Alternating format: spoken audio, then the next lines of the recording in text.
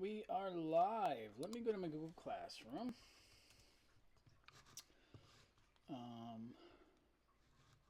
My YouTube Google Classroom.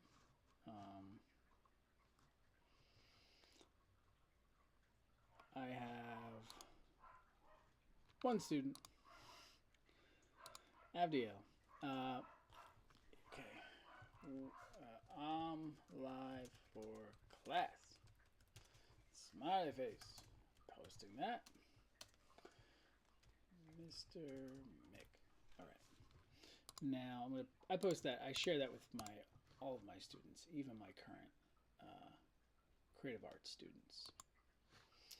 I was just working with a student helping. Hello, I'm Mr. Mick. I was just working with a student helping to edit an image of hers. It was a homework project she was doing for me, but I shared it with the school. Let me turn this on here. 2428, okay. And this is her artwork, and I'm going to just, let me go back to the art program here. I'm going to turn this on. I do that. Okay. She had the figures done, and I just cropped it down, and she had come up with a really great title, which is "We Have to Remember This War." And then she has, this young girl, attacking or fighting against the coronavirus, which is like this kind of swamp thing, which is really ironic because it's something that you can't see at all. Literally, you can't see it. You see it in its physical effects, but you can't see it all. And I just wanted to, highlight that, but also say that, I hope everyone is doing well. It's a difficult and strange time that we're in. Let me open up. Here's some info about me. I'm Brian McAndrews, Mr. Mick, that's my students call me.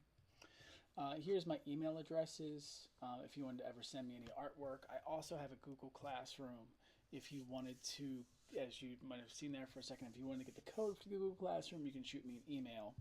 And if you're a parent, you want your student to participate, you can shoot me an email, or your child to participate. I'm a certified art teacher in the state of New Jersey. I teach at a school called Creative Arts Morgan Village Academy in Camden, New Jersey, and I've been there for almost 6 years. I teach drawing, I teach painting, I teach digital art, I teach art history, I teach AP art history.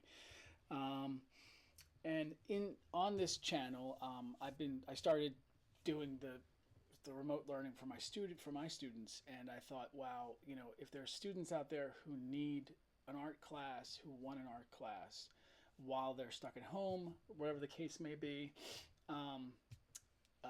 I would love to do that. And it also, as I've been working, I think it's class number 14, so this is an hour each time. It's 14 hours worth of streaming, and then I've been doing another 3 hours a day with my students. So just this whole time I've been working like 4 hours a day streaming. I'm talking to a laptop here and figuring out the best way to stream. I just, as I started to do this work with my students, I thought, it would be a great chance to figure out how to, teach this stuff to a larger audience, to make it available to a larger audience. And it's also because I've been going back to these basic principles that I really haven't been working on that intensively since September in the way that I'm teaching here to you guys. It's made me remember what this is, teaching art, or teaching how to draw, the principles of drawing as I've learned them from Bruce McIntyre and Walt Stanchfield. Even though I don't know them, I just got their books and they were really influential to me, and they really inspired me to want to, and I apologize for my dogs. And actually I have this fancy microphone. Okay, in 3 seconds I'm going to switch the microphone onto my shirt, which may make the microphone pretty loud for a moment. So in 3, 2, 1, I already started. 3, 2, 1. Okay, let me move it.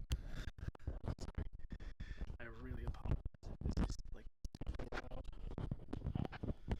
I'm gonna move it down to here. I think that's probably a good place for it. I can just hop over here and check the audio levels. Okay, that looks okay. All right, because it's my fiance Maria. She got me this microphone. Because I have another microphone, but my voice, sometimes I move in and I move out, and this one will, should be better.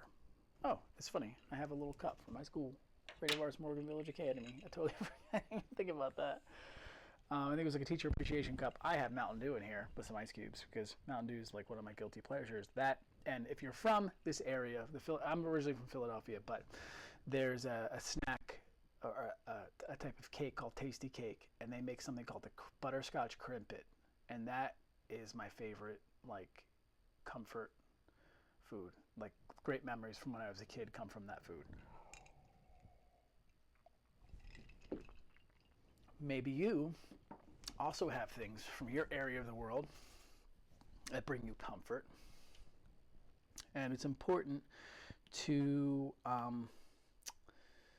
oh no, see, it does it again. Look, okay, hold on. I go here,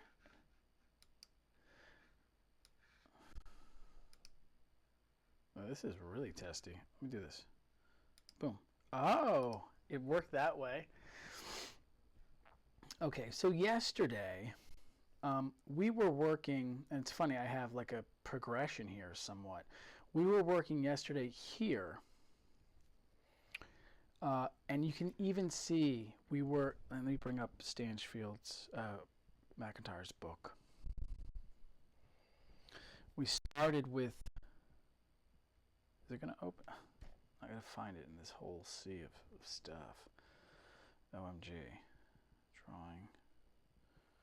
All right, hold on. It's here somewhere.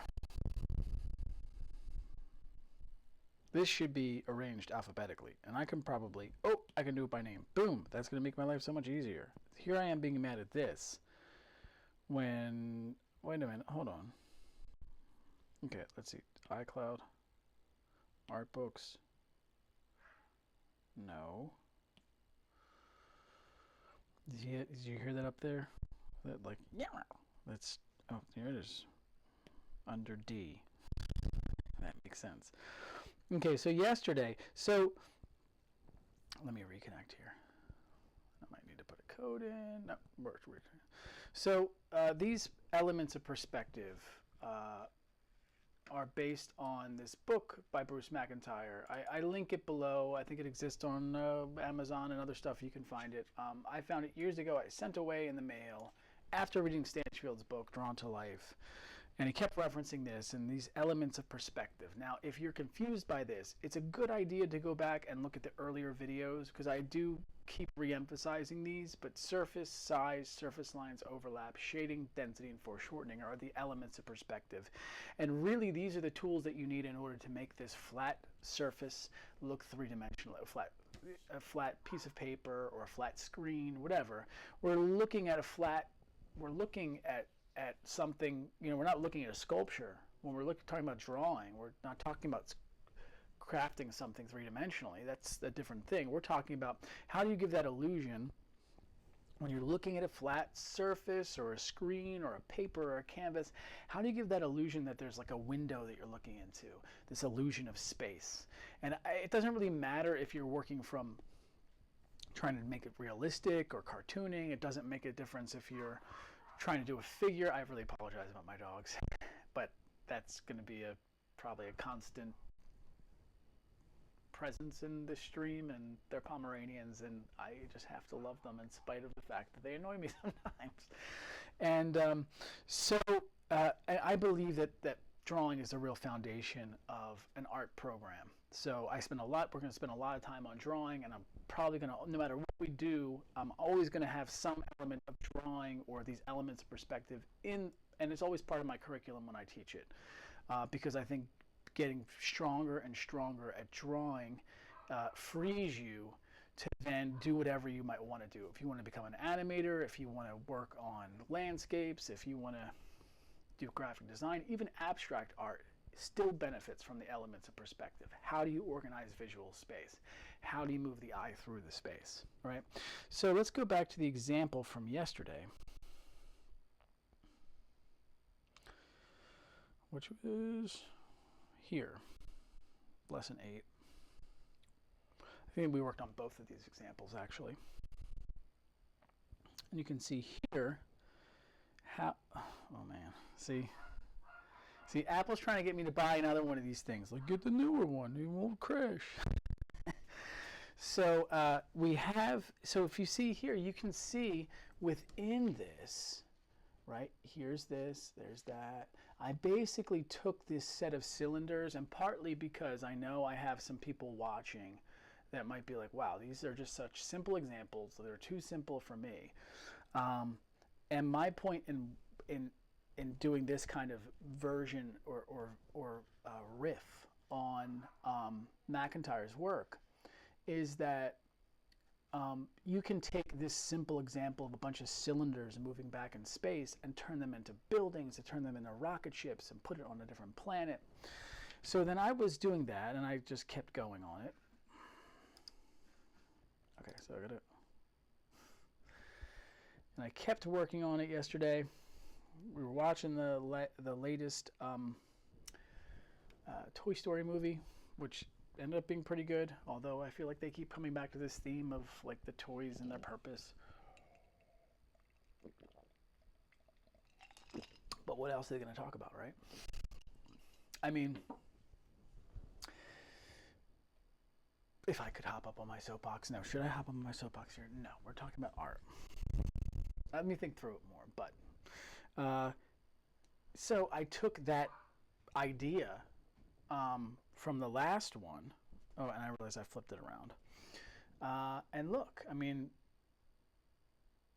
I've really just kind of taken it in different directions. It's not necessarily on another planet. And it's funny, in talking about it, I got some input from my fiancée and my daughter. And they were talking about, it's my life. This is my life with these dogs. But this right here, maybe being a rocket ship flying. You know, maybe I want to get like noise canceling headphones or something. So that way I can't hear them, but you can.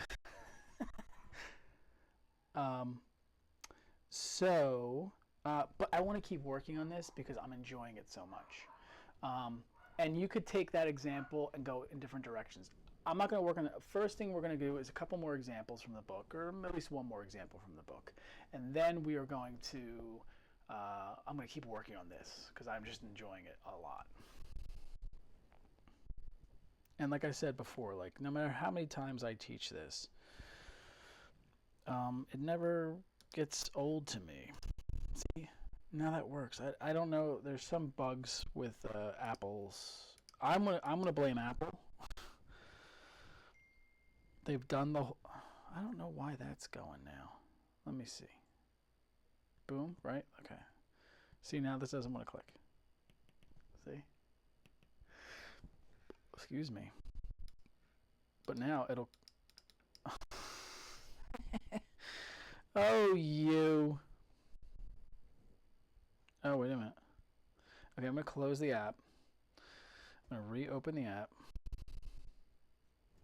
What's the apps on the apps? Go into gallery. Boom. Plus. Oh, my gosh. Oh, my gosh. Okay, let me turn this off. Goodbye, sir. Oh, it's the mouse itself. See, they added in that mouse support, and maybe I'm blaming Apple, but maybe Autodesk hasn't really accounted for that mouse thing yet. Let's go for some other examples here. The cantaloupe is one I like a lot. That half a cantaloupe is a great example to do. The sphere is a really good one to do as well. So let's start with this half cantaloupe. Why were the two strawberries mad? Because strawberry is cantaloupe. Or they couldn't elope? I don't know. I covered myself so I can't see myself tell such bad jokes. So I'm going to be working on this tablet. If you don't have a fancy tablet, that's perfectly fine. I would suggest that you work in pencil and paper. I would also suggest if you have a tough time with any of these drawings, feel free to redraw them as many times as you need to. Fill a whole page up with half cantaloupes. Fill them up with halves and 3/4, whatever, you know? So if I started with a circle, okay, and then I thought about this cantaloupe, it's kind of like we took a slice from the center there and we drew this foreshortened circle, and then inside of that foreshortened circle was another smaller foreshortened circle, right? Now, the way to think about that circle, if you remember, I've talked about this before. If I drew a series of circles like this,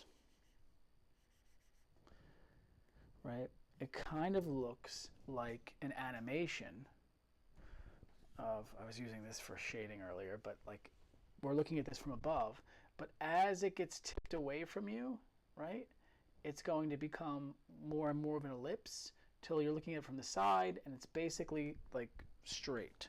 And that's the way to think about this. You know, 1, 2, 3, 4, 5. Most examples are going to be what? What number circle would you say this cantaloupe is on that foreshortening scale? Foreshortening scale. I hope I wrote foreshortening right. I might not have. I am a art teacher. So that's number 3.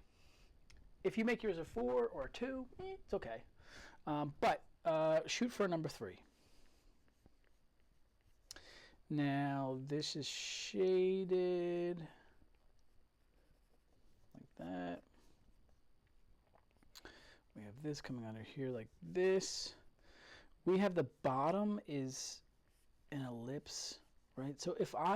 So notice that the shadow and the top are like the same kind of a circle, right? So since the top is like a number 3, the shadow is a number 3 as well. And I'm going to come in with my pencil and just knock in that whole shadow. This kind of shadow that's like on the ground like that, like if I drew a little bit of a line of a table going back here, this shadow that's on the ground is called a cast shadow. You want any idea why?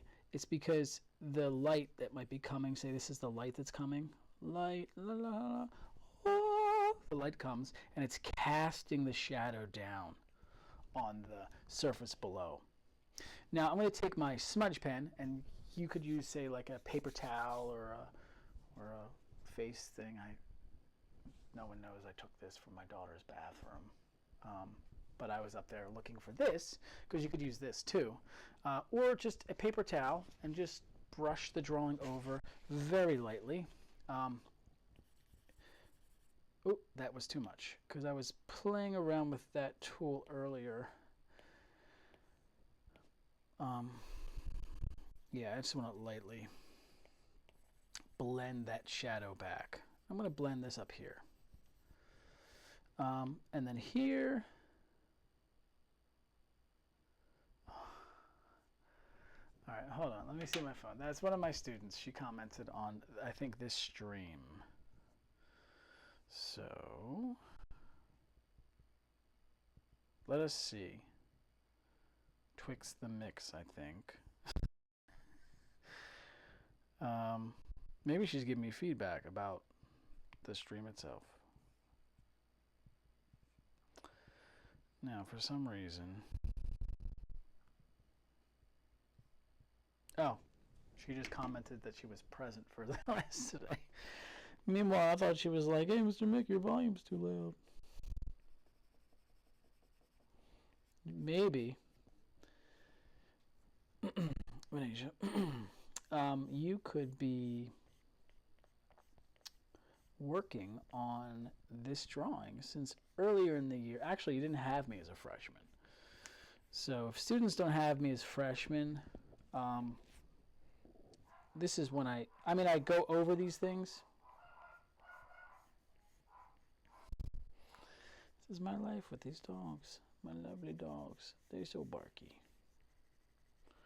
They let everyone know this is our house, and you gotta be, you walk by our house, you're gonna hear it. So I'm just blocking in that shadow, and I let the shadow, as it went underneath the actual cantaloupe, I made it a little bit darker. And just so you know, that joke about the cantaloupe, why the strawberries were mad because they cantaloupe, you can use that whenever you want. It's yours to use. I not only am giving you this amazing lesson on drawing, I'm also giving you amazing jokes to use wherever you might want to use them. Okay, so next we have the shadow. And notice the shadow is going, and this is something we would call, and this is a good exercise to do as well. If you take a rectangle, draw it on your page, and then sketch in 1, 2, 3, 4, 5. Say 5. And you went from 5 being the darkest.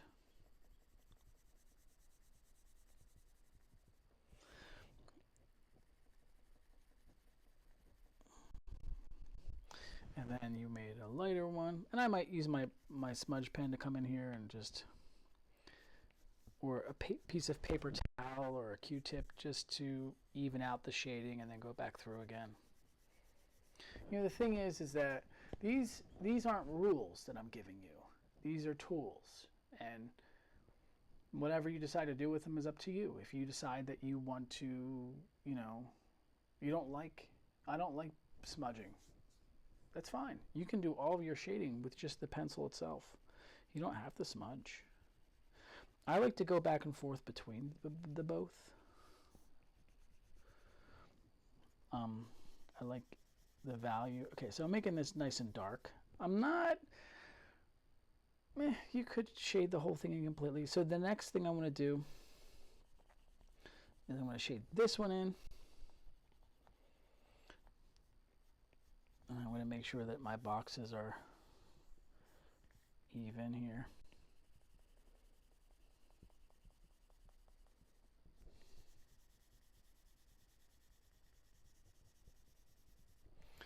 I'm going to take my smudge pen and I smudge that. Okay, my smudge pen's a little bit too thick there. I was going to smudge that one too. And the thing is that the way to because okay, what am I doing? What are you doing here, Mr. Mick? It's a value scale, and you want to create this on your paper where you're doing this example. I've sort of detoured a little bit here, but I realized that as we were working on a value scale makes a lot of sense, or using a value scale makes a lot of sense here, because notice the shading here. Okay, so say there's the darkest part of the shadow there, and then it gets lighter there, and it's a little bit lighter there. So let's say there's a number of different shadows. Like, not different shadows in the sense of it goes dark to light. I would say this is a number 5 in terms of the value. Then we go 4, then we go 3, right?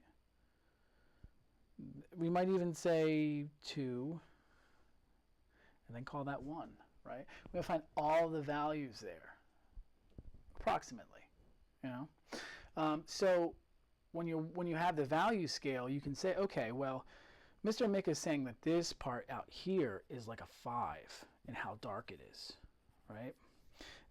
So this is the 5, 4. Then this part, the 4 you make a little bit lighter, the 3 you make a little bit lighter, right? So you're practicing creating a gradient from dark to light. No, they're good. We got some good vocab words going on here. We have shadows or cast shadows. We have value scale, right? We have a foreshortening scale, and I just said a word that I thought was a good word. I can't remember it now. Gradient. Right? It goes gradient. And that is basically like a transition. It can be a transition of light to dark, or it can be a transition of one color into another. Now, how about this for a test? What is another name for color? Because you could say, what's another name for shadow or shading? Value. What's another name for color? Pause it. Think about it. Okay, unpause. Hue.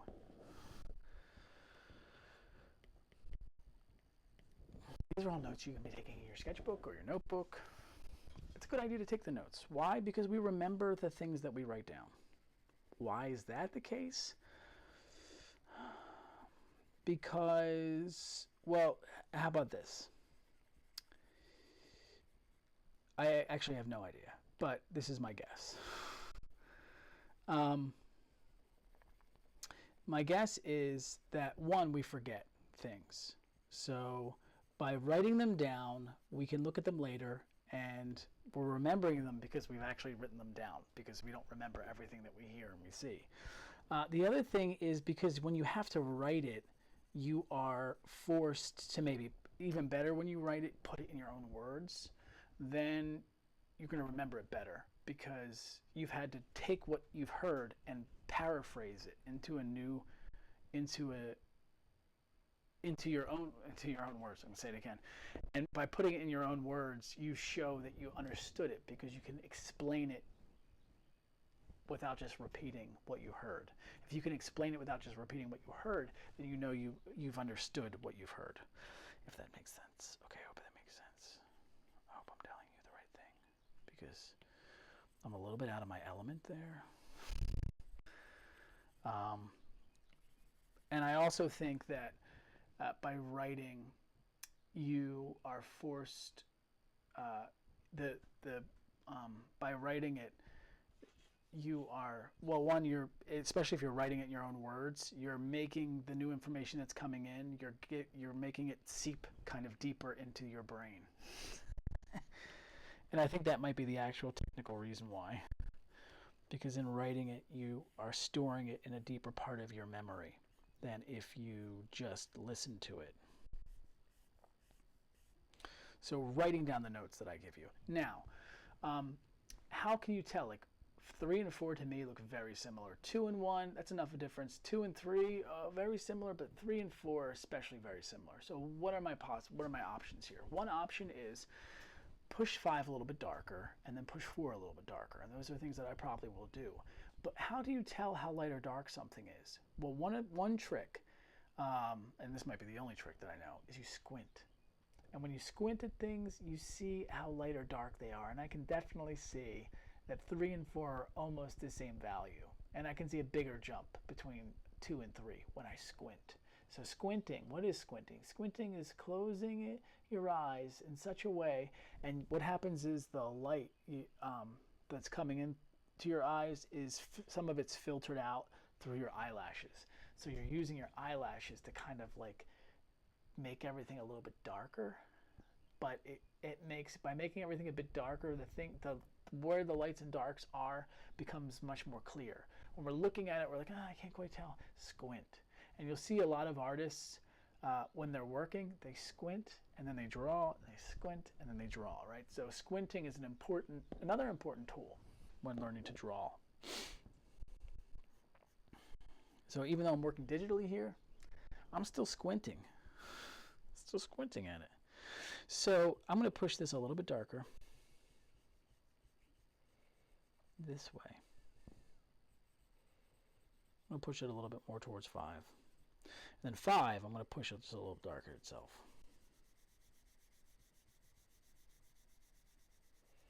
Notice that my shading's not completely smudged, almost, yeah, it's not smoothed out and smudged. I like a little bit of drawing in there too. And it can be a challenge for yourself by just using these kinds of lines to shade things like this, and then maybe making lighter ones, making darker ones, or maybe even going this way. So this is called, okay, hatching. And this is called cross hatching. Right? So that's another way to shade. Squinting, I can see. Now it's more clearly. If you squint at the screen and see, you'll see that the 4 is much more its own distinct value now versus just too similar to 3. All right, so if we were to look at the value scale on this cantaloupe, we're going to find a darker value here.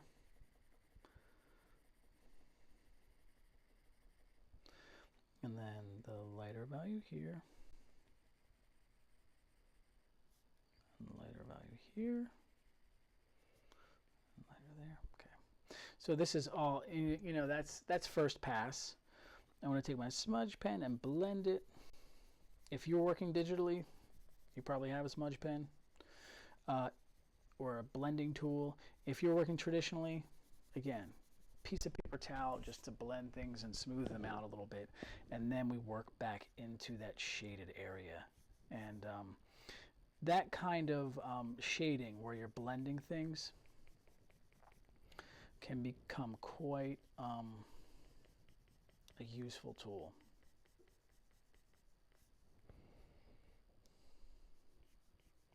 Notice how I'm changing the directions of my shading lines.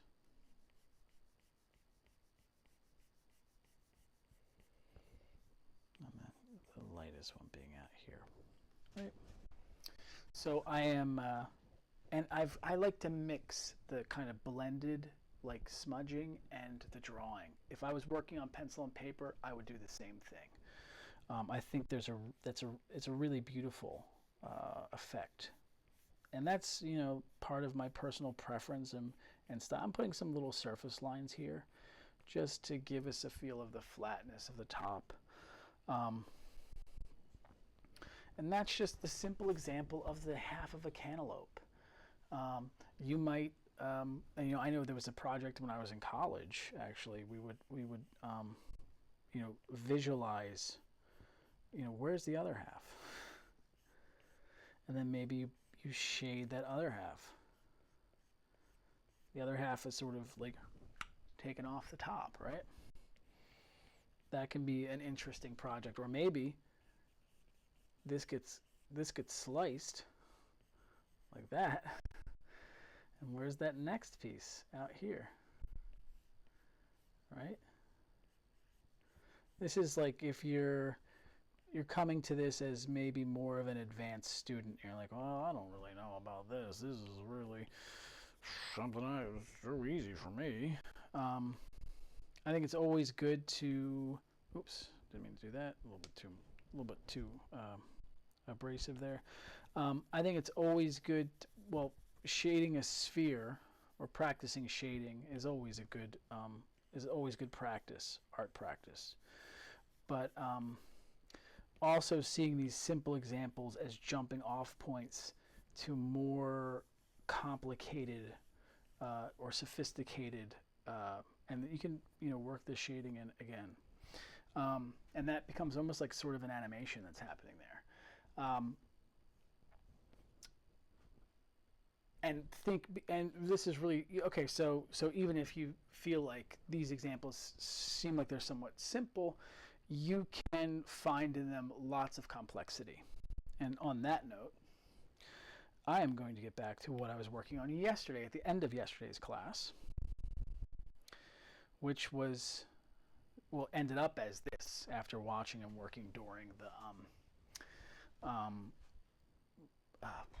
Toy Story movie. And where does all this come from? Imagination. I wasn't looking at something specific. if you can tell, like these weird buildings and stuff that I was making. But I'm just using these elements of perspective, and I'm just thinking about the surface lines. I'm thinking about overlap. I'm thinking about being clear in how I'm organizing the visual space. I'm thinking about, the stuff that's closest to us here. If we go back to the examples in the beginning of the book, just what are the elements of perspective here?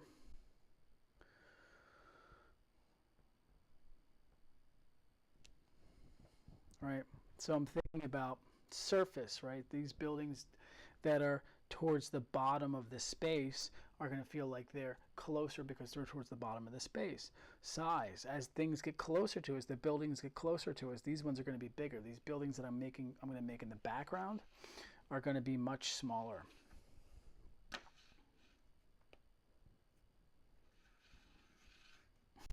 This mouse doesn't want to turn on. I was thinking I could visually point. I can visually point here. So as things go back this way, they're going to get smaller. All right. Surface lines, right? In here, I'm finding all kinds of detail in surface lines, and those describe the form, the shape of the form. Overlap, right? This building here feels like it's in front of this building there. And I had some idea that, and maybe I did this at the end of the class yesterday. I think actually I was showing my daughter maybe this idea that they're rocket ships, or maybe I talked about it yesterday in class. So shading, we just spoke a lot about that, but also values of shading. I'm simplifying the shading for right now. I'm just blocking things in terms of, like here I'm saying, okay, there's a shadow here. I can go back in and add those different values. But for now, I'm just kind of blocking in. I'm also working on a background that's a medium gray background. And I'll talk about that in a minute. Density, so the things that are in the front get the most detail, and as I go back in space, I'm going to simplify things. And then foreshortening. There's just tons of foreshortening going on here. These objects in space, we're not looking at something from above like it's a perfect circle. We're looking at it at an angle, so it's going to be squished and foreshortened.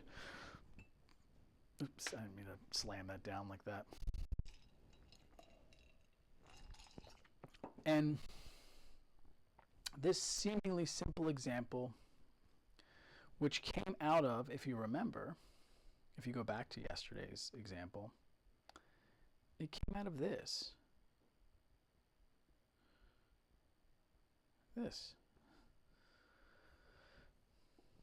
That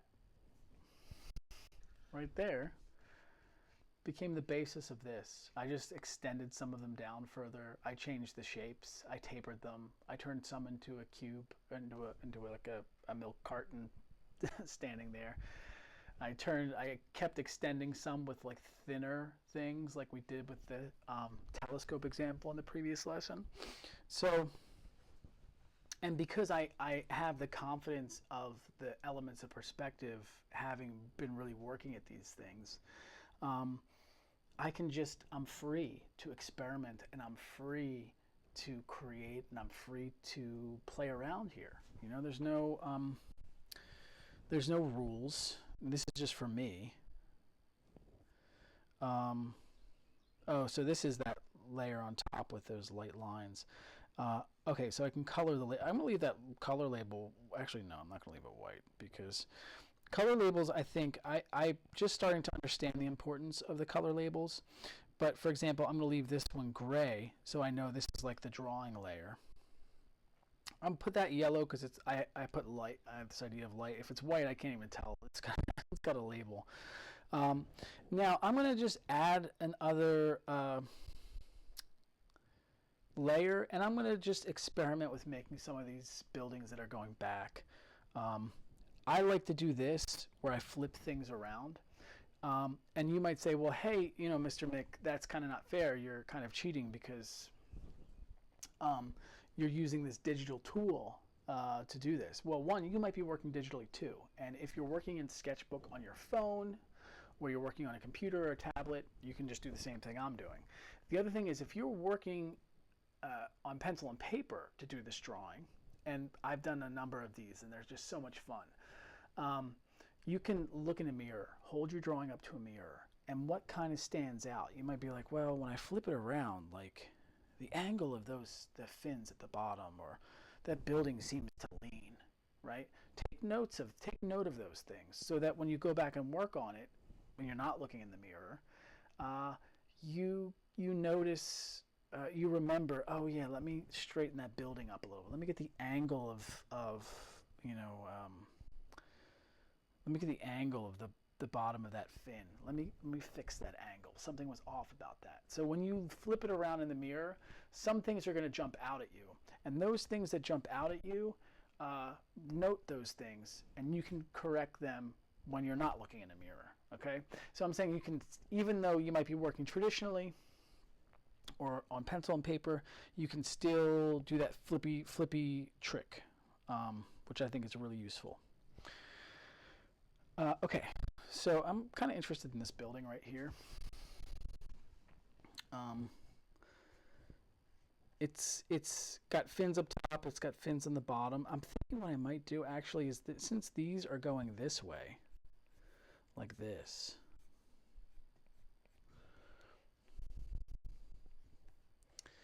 then let me draw through so I can find where this and this are.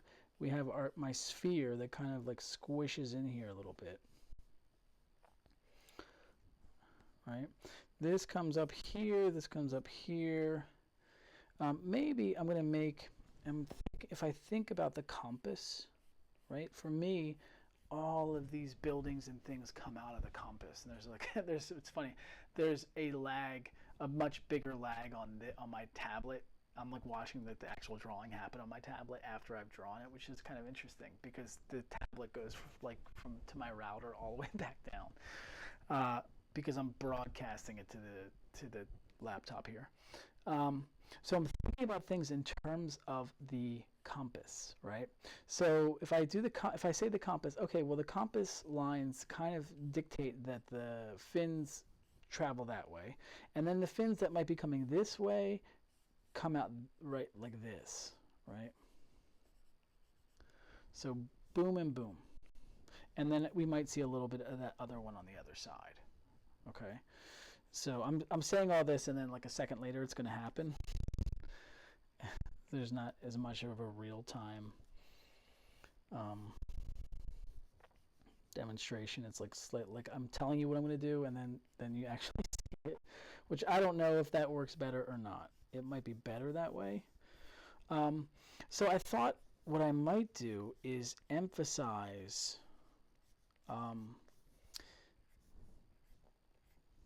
these but I kind of like the idea that it goes in all ways. I had this idea, I think yesterday when I was starting this, that this is like a city that's made of rockets. And these people could just take off and go wherever they wanted, you know, at any given point. They're together because they choose to be together. But they could decide, I want to go somewhere else. And I kind of feel like just drawn this top on this rocket, and I realize, okay, that's there too. You know what I'm going to do? I'm merging this together. I'm just going to work on this layer because I want to be able to edit everything about this, and my eraser is way too small. And I went too far back. Okay, here we go. Keeping it light. Okay. I'm going to lighten this whole thing up. How might you do that? You can just take your paper towel, erase things back, or just if you have a kneaded eraser, those are really great. Kneaded erasers, I have one here.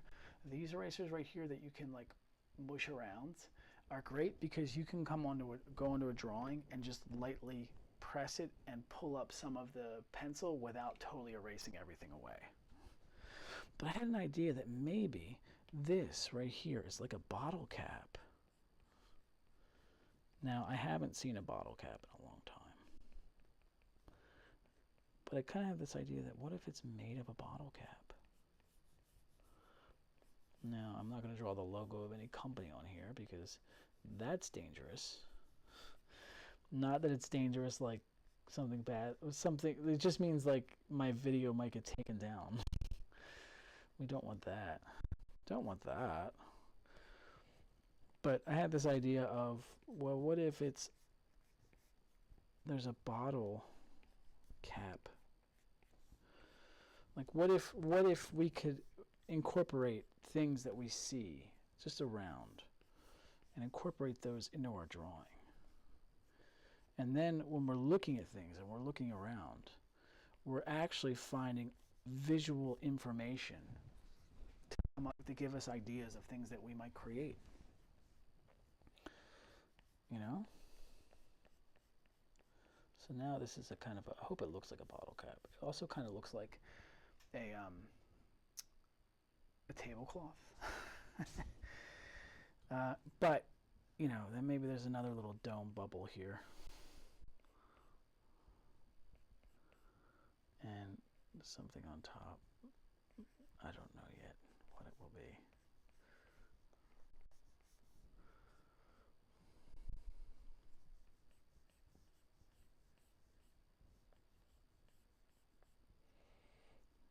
Maybe there's little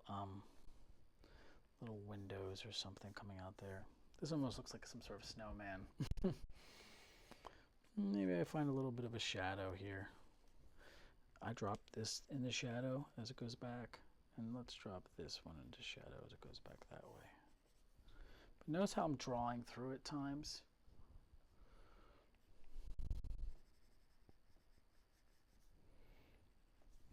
I'm finding a cast shadow here just to kind of get the feel of some overlap as things go back. I might change that as things go. Little bits of surface lines and things. Now I know I want this feeling of density where the things in the front are much more detailed. So I might come along with my eraser and just lighten up, say, this back here. So I'm just lightening things up based on trying to get the feel that things go back. They get kind of lighter because they're kind of into the distance a little. Maybe this gets a little bit lighter too. I don't want to get too, you know, it doesn't mean that we don't give it all of the time and attention and oops, sorry about that, the correct drawing of it that it deserves. But we don't want it to get the feel that it's, because making it super dark and super detailed is going to pull it forward to us. And we want to keep things as they go away from us to get lighter. This atmospheric perspective. But I do, for example, this kind of reminds me of like almost like the Sydney, the little kind of snowman looking pointy thing there kind of reminds me a little bit of the Sydney Opera House. Which I think, I've been to Australia and I'm wondering, I might have actually seen that. I'm doing something a little bit different with the fins here, which you're going to see in a second. Giving them a little bit more of a, like an airplane kind of a feel to them.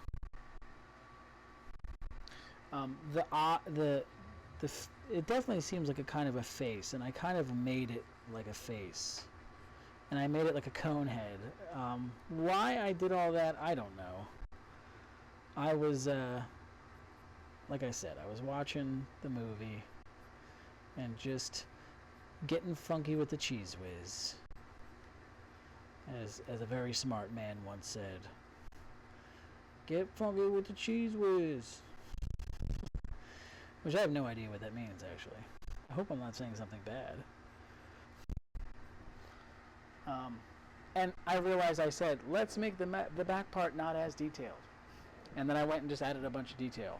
I'm going to lighten it up later. I just, for now, I'm just interested in this, investigating what this thing is. This, like, building that looks like, it kind of like, you know, there's the saying, it ain't over till the fat lady sings, right? Which I realize now is a very inconsiderate and mean kind of saying. But,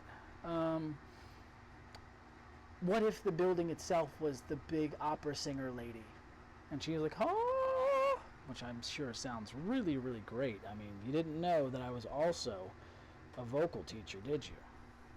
That was one of my bad jokes, just so you know. We came here looking for lessons in how to sing. You will be taught the wrong way. So this building now very much interests me, and that's all I want to do, is work on this building. What is this building? I don't know. It's coming out of my imagination. It's got something to do with rocket ships and planes. It also is kind of like sitting on the shore of this thing. And are these big feet that are coming off of it? I have no idea. This was supposed to be like one of the fins facing forward, but the perspective was confusing me. So now it kind of looks like he's wearing some sort of little patch. And maybe there's an opening here for the people to come. These seem like really, really giant doors. Like way too big, like just absurdly big doors. And that may be the case. Because we haven't established yet how big the people in this place are. Okay, so I have about 5 minutes left. I'm going to keep going on this because, you know, I'm going to work on this irregardless of if I am streaming or no. This just seems like the funnest thing to do. And that's the thing about this whole art thing, this whole thing.